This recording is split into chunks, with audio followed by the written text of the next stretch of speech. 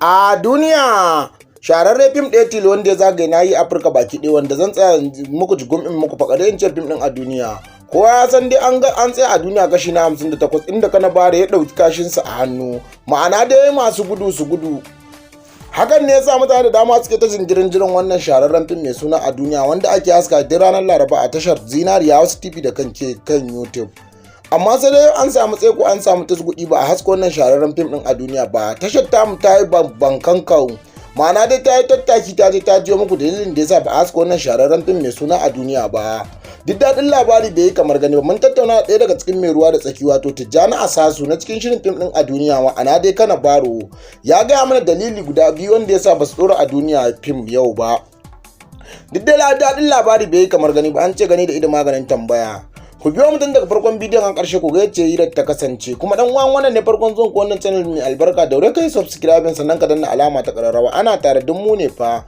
Abin da zai baka mamaki, abin da zai baka tausayi fa, a cikin fim din a duniya kashi na 58 Kanabare ya ji uwar wuta. Kanin uwar wutar da ya ji ne ya tattare kayan sai ce a rufe mai gida, yana cewa Gabi ma'ana dai Gabi da shi da Abba kowa ya kama kansa kar wanda ya bari aka kwankwasa gida ya bude.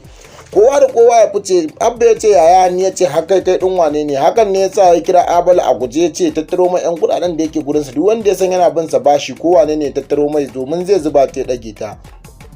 Ta bangare guda kuma wannan na kasar wajen da za su yi harkalla da Kanabare ya bugo mai waya ya ce hadari ne feta, so shi kuma Kanabare ya ce ya rufe mai baki ba hadari ba, shi anan ruwa ake yi ma hadda kankara turka shi. Uban tafa ya sha da kyar a asibitin nan ya fito da kyar.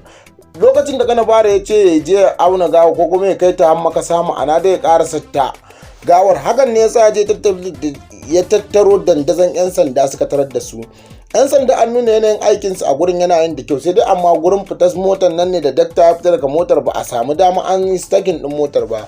Hakan ne yasa abin ya ba mutane tsoro, kowa dai ya san inda aka tsaya fim din a duniya inda Kanabare ya zo aka daki mai mota, dukan mai mota ke da wuya aka tsaya aka ce sai an ji wani gurin, shi kuma Kanabare ya tattara ina sa ya zuba ya fice ya ware ya sirare turka shi. Kada dai mu cika ku da surutu dan uwa, yanzu za mu samu ku hirar da muka yi da Kanabaro akan kin sakin wannan shahararren fim din mai suna a duniya.